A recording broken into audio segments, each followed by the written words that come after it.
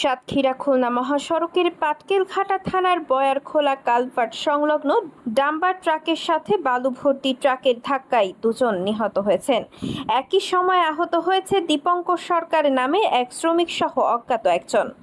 নিহতরা হলেন পাটকেলঘাটা থানার ধানদিয়া ইউনিয়নের কাটাখালী এলাকার আমির আলী বিশ্বাসের ছেলে মনিরুল ইসলাম, দেবহাটা উপজেলার কুলিয়া ইউনিয়নের বহের গ্রামের মনসুরের ছেলে জুলফিকার আলী। বুধবার মধ্যরাতে মহাসড়কের ভৈরবনগর এলাকায় মর্মান্তিক এই দুর্ঘটনা ঘটে। নিহত মনিরুল ইসলাম নগরঘাটা ইউনিয়নের দক্ষিণ নগরঘাটা গ্রামে নানা শ্বশুর বাড়িতে বসবাস করতেন। বৃহস্পতিবার সকাল 11টার সময় নিহতের লাশ জানাজা শেষে দাফন করা হয়েছে।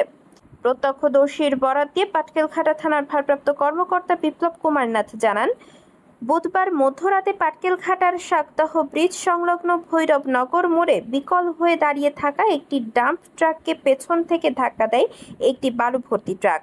এতে ডাম্প ট্রাকটি দুমড়ে মুচড়ে যায়। এই সময় ডাম্পার ট্রাকের ড্রাইভার জুলফিকার আলী ও বালু ভর্তি ট্রাকের শ্রমিক মনিরুল ইসলাম সহ আরও দুজন গুরুতর আহত হয়। পরে তাদের উদ্ধার করে সাতক্ষীরা সদর হাসপাতালে নিয়ে গেলে সেখানে কর্তব্যরত চিকিৎসক সাইফুল ইসলাম জুলফিকার ও মনিরুলকে মৃত বলে ঘোষণা করে। সাতক্ষীরা সদর হাসপাতালের চিকিৎসক সাইফুল ইসলাম জানান, হাসপাতালে আনার আগেই তাদের মৃত্যু হয়। এছাড়া আহত দীপঙ্করকে রাতেই খুলনা মেডিকেল কলেজ হাসপাতালে পাঠানো হয়েছে।